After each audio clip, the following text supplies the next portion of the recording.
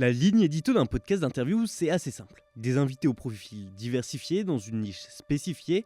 Nous, c'est le manga et ses dérivés. Mais après 34 épisodes, des corps de métier non explorés, c'est dur à trouver. Youtubeur, Mon Corvo, chef otaku, c'est fait. Entrepreneur de Kazé à Manga.io en passant par le Keep on Dream, ok. Comédien de doublage, Glenn, Adeline, Maxime, c'était fou, merci. Traductrice, Shindo, la meilleure de toutes, et en plus mangaka. Mangaka d'ailleurs, on en a fait. Dessinateur comme auteur, français comme étranger, on sait qu'il y en a eu beaucoup. Animateur ou chara-designer, Simon Nico Dorian, vous êtes trop fort. Influenceur ou média, validé, streameuse, ok, et même présentatrice télé, merci Marie. Alors avec tout cela, comment encore se diversifier ? Eh bien je ne sais pas. À moins que... Mais oui. Et si on allait voir quelqu'un qui reprenait non pas une de ses caractéristiques, mais tout à la fois. Un youtubeur franco-japonais avec 4 chaînes, chroniqueur sur Mangasur, entrepreneur récidiviste, un resto, une marque de vêtements, qui sort un manga, il existe, c'est Louis San, et c'est le 35e chapitre de Pain sur la planche. Louis, t'as fait beaucoup de choses dans ta vie. Très bien, merci beaucoup, ça fait plaisir de dire ça. En vrai, on peut le voir, là il y a Oni. Il y a Oni sur moi, c'est vrai. J'aime bien, je ne porte que des protos. C'est vrai. C'est que des trucs qui sont pas encore sortis. Pour tester un peu, forcément. Voir un peu les retours du public. Pas forcément les retours du public, c'est parfois j'ai eu une mésaventure typiquement. Je dirais que je commence à parler des trucs. J'ai eu une mésaventure, j'avais une chemise que j'aimais beaucoup, on hésitait beaucoup à la faire. Et je l'ai portée, irritation du coup. Donc non, le produit était pas bon. Ok, en fait, t'es un bêta-testeur de tes produits. Un petit peu, ouais, c'est ça. Et pareil avec le resto. Pareil avec le resto, il y a oh là là, le nombre de tests, la vache. Ouais. Alors là, je sais plus combien j'en ai fait, mais ouais, effectivement, il y a beaucoup de trucs, sachant que c'est des fringues, c'est plus stable que de la nourriture dans un resto. Dans le sens où la nourriture, ça change. Exactement. En fonction des saisons, en fonction des arrivages, en fonction de qui le fait, en fonction de la température, en fonction de l'humidité, bref. Il y a des paramètres. Il y a beaucoup de paramètres. Tu le sais d'autant plus sur tout ce qui est sushi, etc. Exactement. Ouais. Et donc ton resto qui est ouvert depuis 6 semaines. Ça qui nous accueille aujourd'hui. Exactement, c'est vrai que là on est devant un mur blanc sur une chaise, mais actuellement nous sommes dans le sous-sol du café Marou. Et ouais, le café il est ouvert depuis un bon moment maintenant, ça fait 6 semaines, là ça fait depuis mi-décembre qu'il est ouvert. Ouais. Et là actuellement, au moment où je vous parle, il n'est pas encore annoncé, c'est-à-dire qu'il y a beaucoup de gens qui sont déjà venus, s'ils ont trouvé, mais j'ai pas encore officiellement donné l'adresse. Ouais, j'ai vu des petits TikTok qui avaient bien marché, etc. Ah ouais, il y en a d'autres qui m'ont un peu allumé, mais ça va. Je suis content. Ouais, t'inquiète. Voilà, classique. Ouais, t'inquiète. Franchement, c'est même trop cool d'avoir ce genre de retour, en fait, avant même d'avoir vraiment annoncé le truc. Et du coup, je sais là où il faut bien que je précise les choses, là où je dois bien taper, là où je dois bien, entre guillemets, accentuer la communication, etc. Ouais, parce que en plus, pour en parler un peu plus, je suis sur un produit, en tout cas sur la partie Japon, il y a un produit qui n'existe pas tout simplement en France, et donc du coup, sur lequel les gens n'ont aucun repère.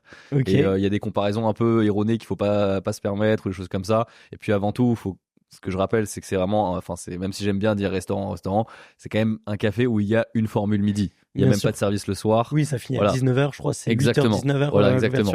Donc c'est vraiment avant tout plus un café où il y a une formule midi qu'un véritable restaurant où il y a un circuit. Voilà. Trop bien. Mais de toute façon, on aura l'occasion d'en reparler. Tu verras dans l'interview, j'ai préparé mes petites questions. Ça marche. À côté de ça, on a déjà mentionné Oni et forcément le café Marou. 4 chaînes YouTube. Du stream. Putain, c'est rare que la personne ait le bon nombre de chaînes YouTube que j'ai. Ah je ouais, crois que t'es peut-être la première personne à l'avoir. Abuse. Je te jure que non. Je pense que t'es la première personne à l'avoir. Ah, pourtant, c'était pas l'info la plus dure à avoir. Oui, non, clairement pas. Mais tu sais, c'est facile de te dire, ouais, il y a Louis San Louis, puis tu t'oublies. Même moi, j'oublie parfois TV Louis. Puis la petite dernière qui est un peu discrète, là, Louis San TV. Qui a bien marché, surtout au début. Ouais, même là, en fait, elle est sur un régime algorithmique un peu particulier parce que si tu veux, YouTube, il aime beaucoup les chaînes très jeunes qui pètent.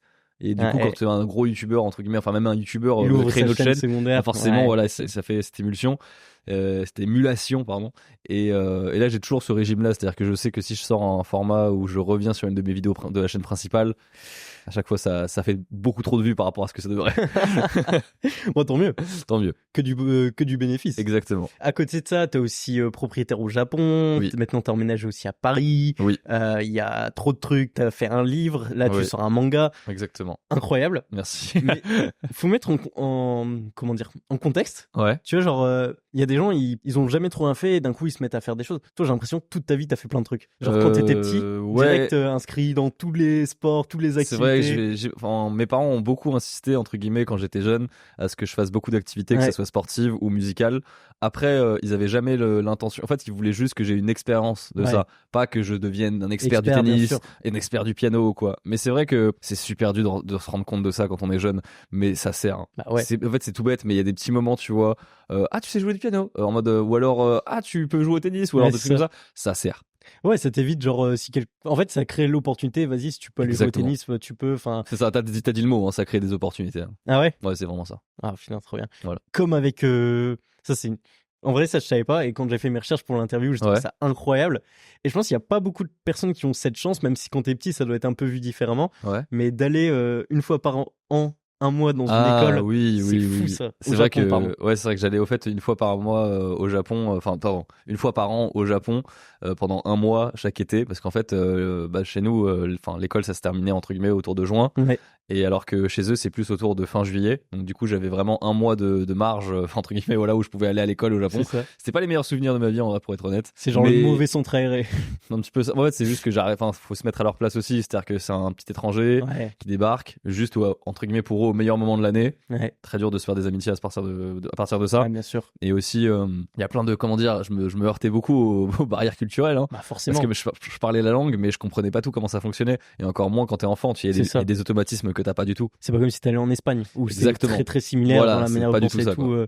Il y a même des des règles de vie qui sont pas du tout la plus basique que je cite souvent, c'est un truc qui s'appelle le yobiste. En fait, tu sais, dans tous les mangas, dans tous les animés, tu vas voir toujours les gens qui disent nani nani kun, nani nani san, nani nani sama. Et en fait, du coup, j'étais pas très à l'aise dans le fait de le dire. Du coup, en fait, par exemple, j'avais un pote qui s'appelait Ishijima, et je disais Ishijima. Et en fait, c'est une trop grande marque de familiarité. Même entre enfants, il faut bien dire Ishijima kun. Ou alors quand tu t'adresses à un adulte, sensei, ou alors, enfin, tu vois, genre, ça peut être le professeur, ça peut être, tu vois, par exemple, je sais pas, c'est un parent d'élève, tu te dis, je sais pas, Yamamoto-san, enfin, tu vois, t'es obligé de le dire. Et ça, moi, je trouvais ça bizarre parce que du coup, en français, on n'a pas du tout cet équivalent-là, et je le disais pas, et sans me rendre compte, en fait, j'étais très, pas vulgaire, mais j'étais un peu impétueux. Voilà. Sans le vouloir. Sans le vouloir, en fait. Voilà. Et c'est marrant parce que, en vrai, aujourd'hui, toi en partie, mais d'autres créateurs de contenu, tout, vous avez un peu démocratisé aussi cette différence culturelle, tu vois, genre en parlant sur les chaînes et tout. Enfin, c'est assez stylé. T'es bon à l'école, de manière générale. De manière générale, ouais. Donc, forcément, petite prépa. Je fais prépa, j'en ai chié de ouf en première année de prépa. Hein. C'était vraiment pas, enfin, j'arrivais pas. J'avais un prof de maths qui, entre guillemets, pour ceux qui connaissent, il faisait beaucoup de parachutage. C'était en MPSI ou un truc comme ça? MPSI, exactement. Ah, la classique. En fait, il se faisait beaucoup de parachutage, c'est-à-dire qu'en fait, ça veut dire qu'en gros, pour résoudre un problème, vu qu'il l'avait vu 2 milliards de fois, il utilisait la méthode la plus rapide et la plus efficace. Sauf que parfois, pourquoi on appelle ça le parachutage? C'est comme si, par exemple, pour résoudre quelque chose, tu disais, posons cette équation. Et quand je la résous, c'est exactement la dérivée de ces trucs. Donc du coup, ça marche. Mais comment tu as eu ce truc-là de base, en fait? Donc, j'arrivais pas à comprendre comment ça fonctionnait les maths entre guillemets en prépa, sachant qu'en fait tu te rends compte en prépa, c'est vraiment à la fin de ma prépa que je me suis rendu compte qu'en fait les maths, en fait j'ai l'impression d'avoir ouvert la porte, et en fait j'ai juste les outils de base pour pouvoir avancer, mais c'est monstrueux. Mais la première année un peu dure. C'est un peu première année un peu dur, ouais.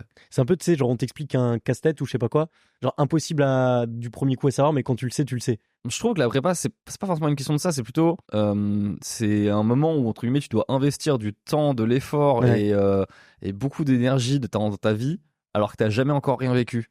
Ok. Tu vois ce que je veux dire, moi j'avais 17 ans quand je suis arrivé en prépa, j'ai passé les grands concours quand j'en avais encore 18.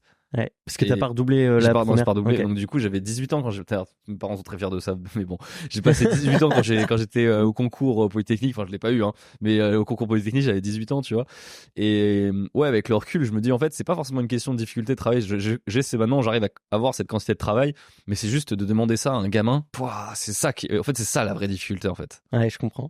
Voilà. C'est souvent, c'est un peu ce qui est le retour qui est fait par les personnes qui sont en prépa. C'est ça. Par contre, je pense que t'as très peu de gens qui vont me dire la prépa, je l'ai peut-être mal vécu, mais je pense qu'il y a très peu de gens qui disent je regrette d'avoir fait prépa. Ouais, de ouf. Parce que en fait, c'est vraiment un entraînement shonen, hein. Enfin, c'est dans le sens où tu t'en chies, Et du coup, derrière, tu te dis, ouais, mais là, j'en chie maintenant, mais est-ce que je préférerais retourner en prépa?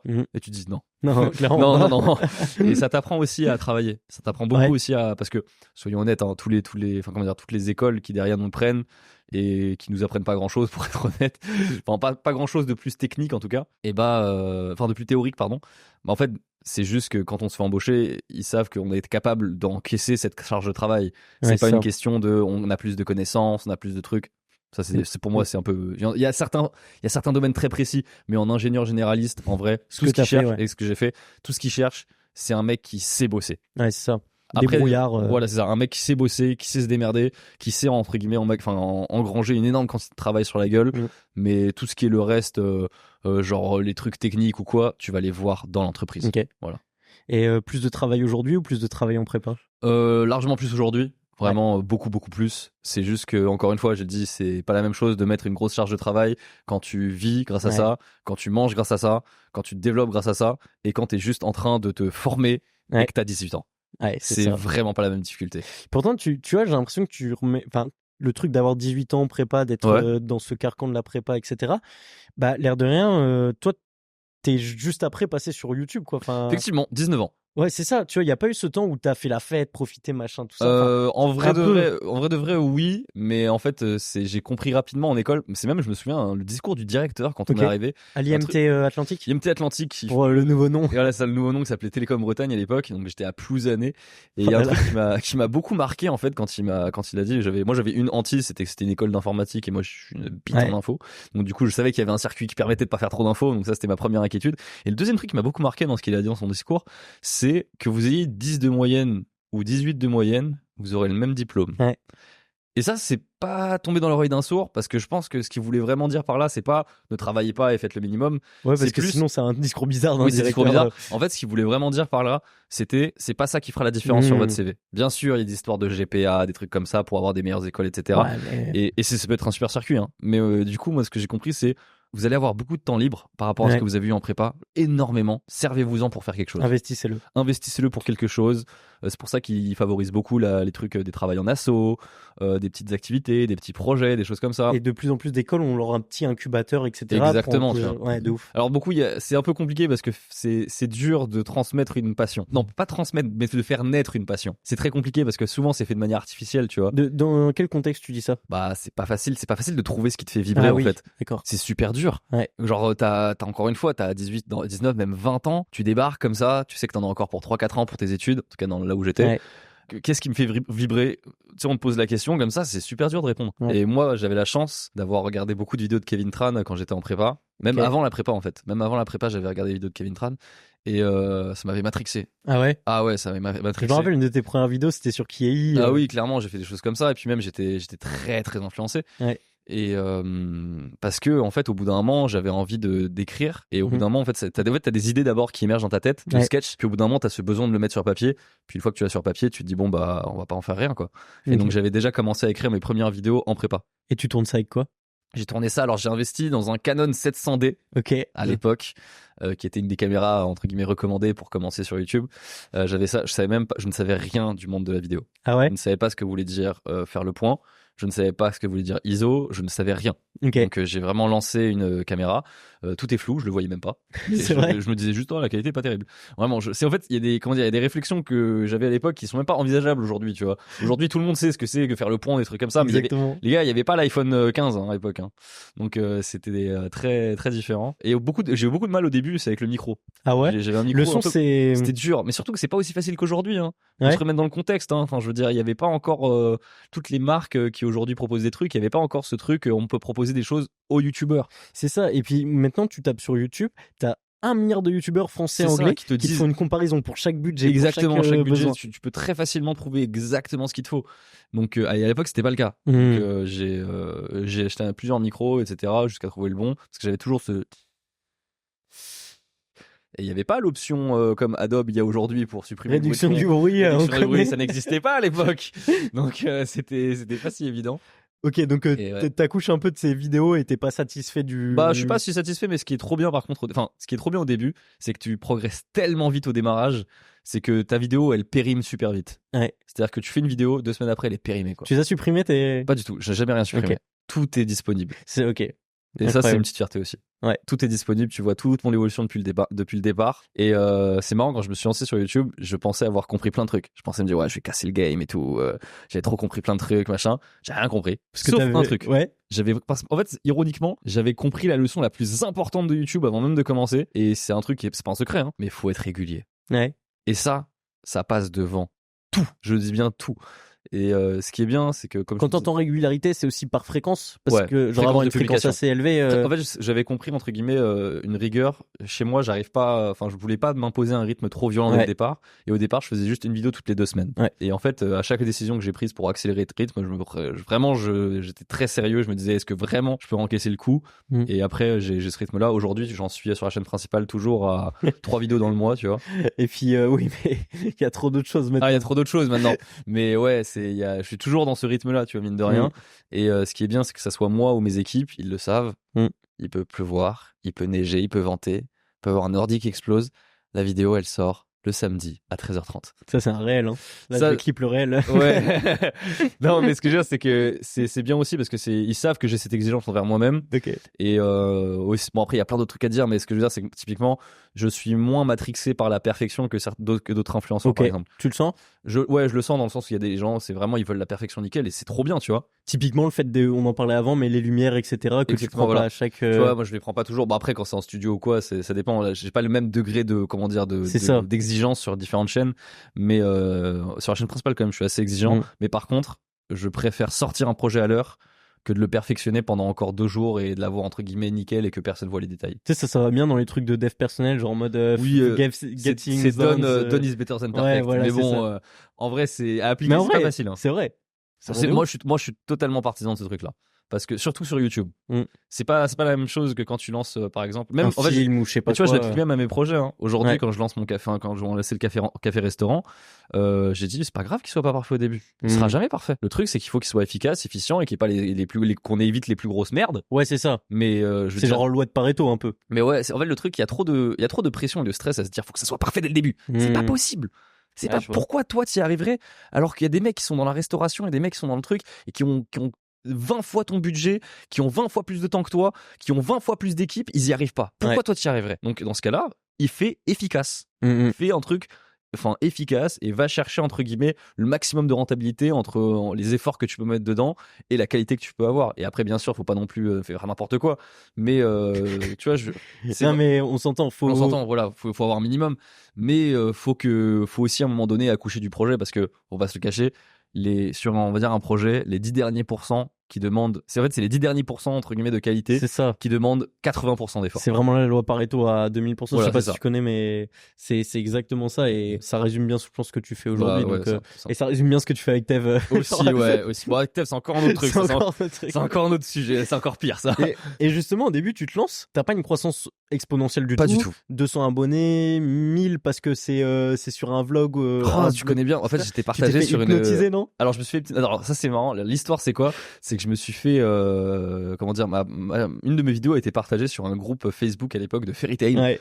Et du coup, c'est comme ça que j'ai eu mes 1000 premiers abonnés. Et en fait, ça a été pendant la soirée où je me suis fait hypnotiser. Et du coup, en fait, je suis parti me faire hypnotiser. J'avais peut-être 200 abonnés. Je suis revenu, j'en avais 1000. Je dis, qu'est-ce qui s'est passé, machin et tout, c'est fou, là. Et ouais, c'était le premier truc. Mais après, j'ai ramé pendant longtemps. J'ai ramé à ce rythme-là de gagner vraiment même pas 1000 abonnés par mois, tu vois. Oui, parce qu'au bout d'un an, t'es à 7-8 000, quoi. Exactement. Au bout d'un an, je suis à 7-8 000. Et putain, tu t'as fait des bonnes recherches, disons. Je connais tout. Putain, la vache. Et non, ce qui va me lancer, je sais pas si tu vas m'amener jusque-là, entre guillemets, m'amener vers ça après, mais en gros, je vais à Turin en semestre académique. Tu vas à Turin. Ouais, je vais à Turin. En vrai, j'arrête pas de faire des allers-retours entre guillemets à Paris et surtout, je joue vraiment pas le jeu. Vraiment, je suis tout le temps à Paris. Et ça, tu regrettes ou pas? Parce que l'Erasmus, c'est quand même un... Pas du tout. Ok. Je regrette pas du tout parce qu'en fait, j'ai pas eu celui que je voulais. À la base, je voulais aller au Japon et j'ai pas eu celui que je voulais. Ok. Parce que j'avais pas assez de bonnes notes parce qu'entre guillemets, c'est les meilleurs qui choisissent. Hein. En fait, ils choisissent les meilleurs et surtout, en fait, le truc, c'est que moi, j'ai fait le choix de vraiment avoir des notes un peu minimales, entre guillemets, ric-rac, et de mettre tout mon temps sur le montage parce que je me souviens d'un jour, la veille d'un partiel, il était 4h du matin, j'étais en train de faire mon montage, et j'avais le partiel le lendemain, et c'était même pas une question dans ma tête de me dire faut finir, machin. C'est là où je me suis dit, au fait, ouais, je crois que je suis vraiment fait pour ça. Ok. Et c'est trop cool parce que c'est le déclic où je me dis, ouais, je suis vraiment fait pour ça, mais après, il faut que ça pète et tout, et c'était dur. Franchement, ça a été très dur. J'ai galéré pendant longtemps. Enfin, je veux dire, je vois des chaînes aujourd'hui qui décollent. Tu sais, elles ont 20 000 abonnés tout de suite. Elles se disent, oh là là, on fait rien avec ça. Les gars, moi, c'était tellement plus dur. Oui, c'est ça, mais après, le référentiel est différent aujourd'hui aussi. Clairement. C'est difficile de se comparer entre oui, parce que toi, ça. tu lances ça en 2015. Moi, je lance ça en 2015. Il y a littéralement, je pense, 10 personnes qui vivent de YouTube en France grâce à YouTube. Donc, la question, c'est pas, tu te dis pas, ouais, je vais en vivre. Aujourd'hui, il y en a beaucoup plus qui vivent des réseaux et qui de se lancent pour en vivre. Et qui se lancent pour en vivre, exactement. Moi, c'était pas mon objectif. Mon objectif, quand je me lance, c'est d'avoir 100 000 abonnés. Ouais. Voilà. À l'époque, c'était waouh, tout le monde savait le nombre, enfin, comment dire, il y avait très peu de gens à 100 000 abonnés, tu vois, c'était vraiment, aujourd'hui, des gens au million, tu les connais même pas tous, quoi, tu vois. Donc, exactement. Et, justement, tu parlais du semestre à Turin que tu fais à moitié. Ouais. Enfin, vraiment. Je joue pas le jeu, quoi. Tu joues pas le jeu, t'es plus dans la vidéo, t'es plus à Paris pour les tournages, et c'est là que tu rencontres Dev? Pas du tout. Enfin, comment dire, oui et non. En fait, c'est à ce moment-là, où je découvre vraiment la chaîne de Tev. Ok, tu découvres la chaîne. Parce que l'histoire, c'est quoi? C'est que j'avais pris un Airbnb à Turin où j'avais pas fait gaffe, il y avait pas de connexion internet. Attends, ça veut dire que t'avais même pas trouvé un logement, genre tellement. Ouais, je suis arrivé SDF, ouais. Ok. Je suis arrivé SDF parce qu'au dernier moment, ils m'ont annulé le logement que je voulais. Un plaisir, voilà. Donc je suis arrivé, j'avais pas de domicile, donc j'ai pris un Airbnb juste avant et j'ai pas regardé, j'ai pas vérifié, il y avait pas internet dedans. Donc du coup, je suis allé au campus. Je suis obligé d'aller en cours. Je suis allé à mon campus pour aller entre guillemets prendre de la connexion internet et je suis allé télécharger les vidéos les plus longues que j'avais dans mon fil abonnement. Ouais. Et je m'étais déjà abonné à Tev effectivement à l'époque, mais j'avais jamais trop regardé ces vidéos. J'étais pas très intéressé par le vlog en vérité au Japon parce que ce qui est normal parce que toi tu connais le ouais, Japon. je connaissais, et puis surtout à l'époque on montrait pas des trucs très originaux. Et puis c'est comme si je sais pas, toi imaginons demain tu restes habité au Japon, tu vas pas regarder les vlogs en France. Exactement. Donc ça fait bizarre, tu vois. C'est belle comparaison. C'est pour ça qu'à l'époque du coup je me dis je télécharge toutes les vidéos de Tev, sauf que Tev en fait à l'époque il faisait des trucs vraiment très hors des sentiers battus et aussi il avait un humour un peu différent et du coup ça se regardait aussi pour ça et du coup c'est comme ça que j'ai consommé à mort les vidéos de Tev. Je me suis tout tapé en vrai et ça reste comme ça, mais on n'a pas pris contact tout de suite et moi je vais rester à Turin comme ça. Je me souviens quand j'arrive à Turin je crois que je suis à 13 000 abonnés, quelque chose comme ça, et dans cette chambre qui n'était même pas une chambre quand j'étais à Turin, c'était une sorte de bureau de bibliothèque où j'avais même pas une porte qui fermait à clé. Je vivais dans un truc miteux. Le bel étudiant dans son. Ah oui, clairement, je vivais dans un truc miteux, tu vois. Et c'est à ce moment-là où je me dis, il y a un truc qui commence à se passer, tu vois. Dans le sens où tu sens que comme si ça se préparait à péter un peu. Parce qu'il y a des gens qui te font des retours, c'est ça? J'ai des gens qui me font des retours. Le premier que vous connaissez très bien, c'est Théodore. À l'époque, qui était un peu connu déjà à l'époque et qui avait fait une vidéo pour shout out entre guillemets des youtubeurs pas trop connus, dont Mastu aussi, qui était dedans, qui avait entre guillemets à l'époque, je crois il avait quelque chose comme 50 000 60 000 abonnés. Et j'étais dedans par rapport aux effets que je faisais et tout dans mes vidéos. Je me faisais un peu chier et tout sur les vidéos, sur les fonds verts, etc. Et du coup c'est le premier truc, mais ça m'a apporté quelque chose comme peut-être quelques centaines d'abonnés, tu vois, pas plus. C'est pas ça, game changer. Mais en fait c'est pas tellement, c'est pas game changer, mais ça veut dire quelque chose en fait. Ça veut dire que il y a un truc qui se prépare. T'es validé. Exactement. Ensuite, deuxième chose, c'est que je rencontre Sora à l'époque, qui est pas loin, je crois, des 100 000 abonnés, si j'ai pas de bêtises, et qui me dit un truc, il me dit mec, ça sent ta chaîne là, elle est trop quali pour ce qu'elle a, pour ce qu'elle a comme nombre d'abonnés, et il suffit d'une vidéo. Et je me souviens d'un truc qui m'a vraiment dit, il suffit d'une vidéo pour que ça pète ta chaîne. Et on y arrive. Et c'est marrant parce que c'est vraiment la vidéo de la semaine d'après, littéralement. Ouais. Et en fait, l'idée, je crois que je l'ai jamais trop dit, mais c'est l'idée de mon père, en fait. Ah ouais? C'est mon père qui m'a dit, ce serait trop bien si tu faisais une vidéo en japonais. Et moi, j'ai jamais trop cru. Il m'avait dit ça très tôt, hein, sur ma chaîne. J'ai jamais trop voulu le faire. Et je me suis dit, bon, bah, vas-y, je vais faire une vidéo où je parle japonais, mais du coup, j'ai du mal à imaginer qu'est-ce que je peux faire. Et je me suis dit, oh putain, ouais, c'est rigolo.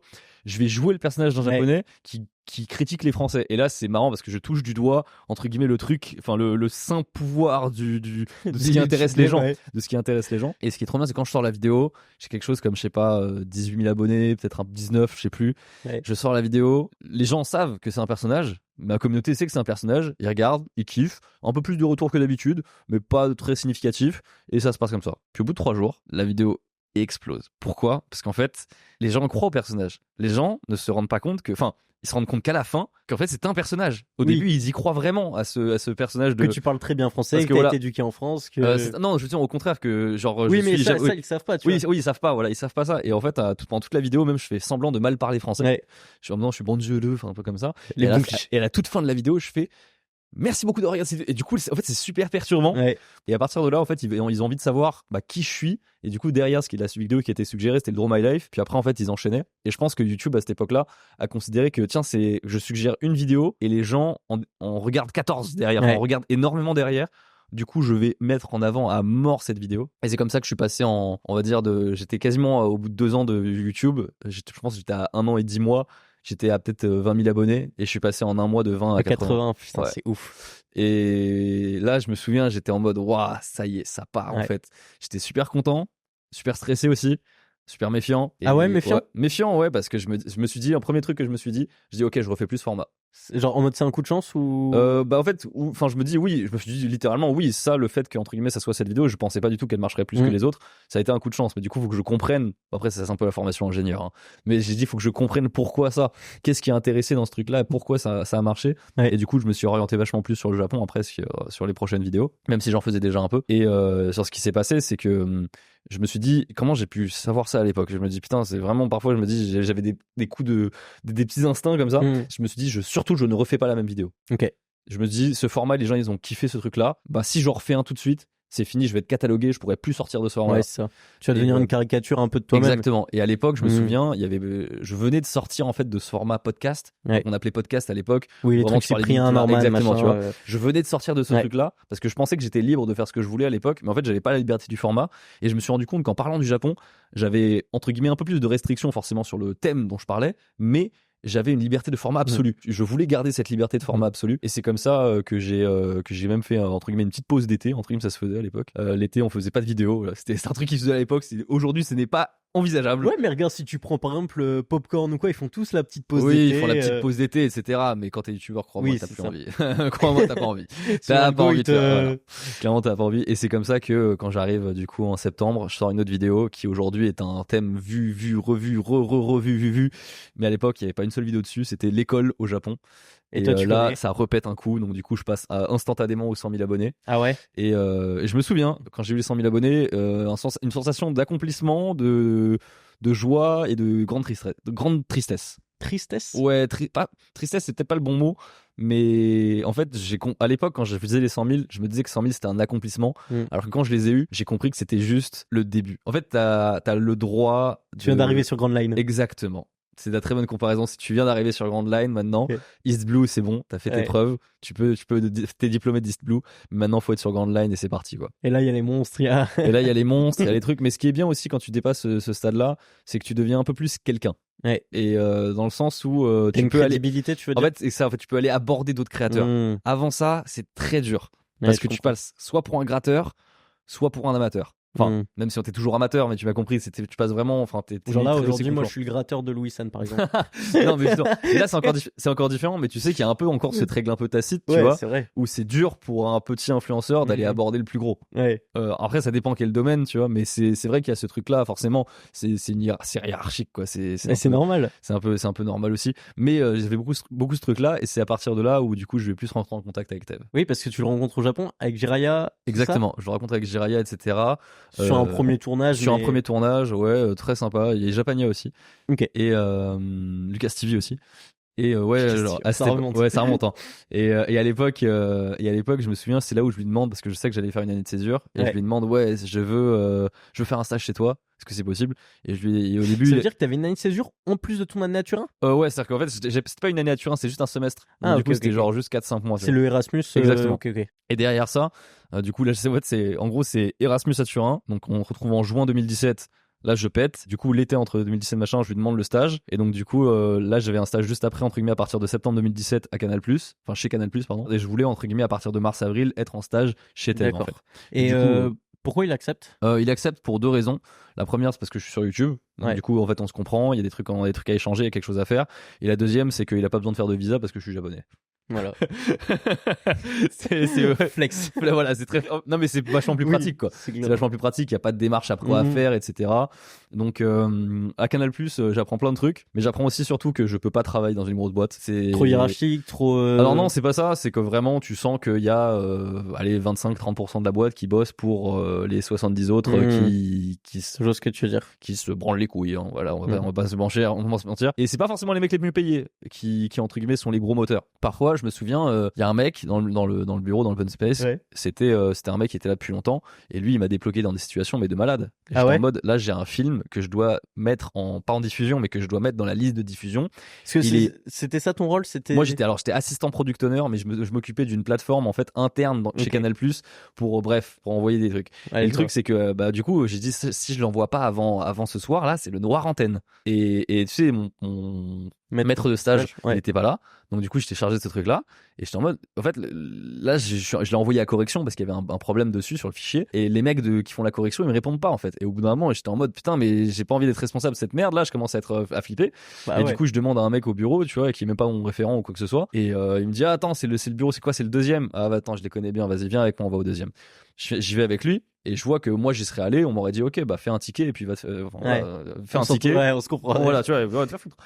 Et là j'arrive avec lui, comment ça va et tout, ça fait longtemps, c'est un OG, il connaît tout le monde. Exactement, il connaît tout le monde. On rentre, clac clac clac, ça va fiston, ok, bah attends, c'est quoi ton problème, c'est ça, attends, oui effectivement on l'avait pas traité parce qu'en fait c'est un peu compliqué machin à faire, clac clac clac, terminé, c'est bon, tu peux avoir ton fichier. Fin, 5 minutes. Et toi, alors que moi, stress, c'était une grosse exactement, moi c'était un gros stress, et c'est là où je me suis. Il y a plein d'expériences comme ça que j'ai eues. Il y en a une autre, ça m'a bien fait comprendre. J'étais avec mon N+4. Du coup, tu vois, genre, en fait. Limite le patron de Canal. En vrai, 2 crans au-dessus, c'était Bolloré. Ok. C'est-à-dire N+6, c'est Bolloré, donc N+4, ça te fait, tu vois, c'est, voilà. Ah, c'est le mec qui est en dessous du mec qui gère Canal. Voilà, en gros, voilà. C'est vraiment, il est un gros chef de département, et il voulait, à l'époque, un music visualizer. Donc, tu vois ce que c'est un truc qui bouge avec la musique. Et, à la base, on avait comment dire, il me dit, viens pendant la réunion parce que je vais demander ça au département artistique. Et du coup, il arrive devant le département artistique, il y a deux pélos, il parle du truc qu'il veut, il dit voilà, je veux ça, machin. Le département artistique, il dit ouais, en gros, globalement, il dit ouais, va te faire foutre, on s'en fout. Ah ouais. On n'a pas le temps, on fait pas ça, tu vois. Et il m'a dit, je savais que ça allait se produire. Et du coup, je dis, moi, je comprends pas. Je dis, qu'est-ce que je fais? Quel est mon rôle dans cette histoire? Et il me dit, tu vois ce que j'ai demandé, tu vas le faire. Et du coup, je me dis, oh, ok. Et donc, je me mets sur le truc, je bidouille des choses, et puis à la fin, j'arrive à avoir un truc viable. Okay. Il m'a dit, là, tu vois, je mets quand même genre 2-3 jours, tu vas le faire. Je galère un peu, tu vois, c'est pas facile. C'est pas dans ton corps de compétences. C'est pas mon truc de compétences, mais après, j'ai réussi à le faire, et du coup, j'étais content. Je le fais. Et après, il me dit, ok, super, top. Et donc, il me dit, il récupère le. C'est trop bien.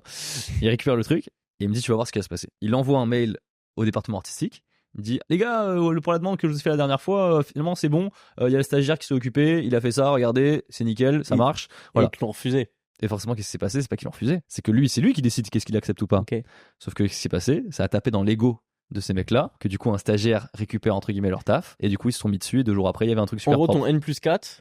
T'as utilisé pour faire. En gros, mais il savait. Mais en fait, il voulait me montrer. En fait, il voulait me donner une leçon. Il m'a dit, regarde tout ce qu'on est obligé de faire pour que ce mec-là fasse son putain de travail. Et donc ça va dans ton argument de, tu sais que tu veux pas taffer. Exactement. Je peux pas bosser là-dedans. Et juste après, du coup, je pars au Japon. Donc là, c'est parti. J'arrive en mars 2018 avec Tev.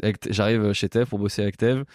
Et à ce moment-là, Tev, il en est où? Il a déjà tous ces trucs de maison partout? Pas du tout. À ce moment-là, c'est que Candy-san. Ouais, c'est que Candy-san. Il sponsorise mon corbeau et. Ouais, c'est ça. C'est que Candy-san, tu vois. C'est vraiment que ces trucs-là et c'est tout. C'est vraiment tout. Et il voulait même pas trop associer Candy-san. C'est marrant parce que quand je l'ai rencontré, lui il était en mode, il veut pas trop associer son image YouTube et son image entreprise. Ok. Mais si, il en parle. Ce qui est aujourd'hui très très différent. Ouais. Mais il en parle bien, je trouve, avec Zach. Zach, ouais, de ce truc-là, effectivement. Et ouais, donc on arrive à mars 2018. Moi, c'est trop bien.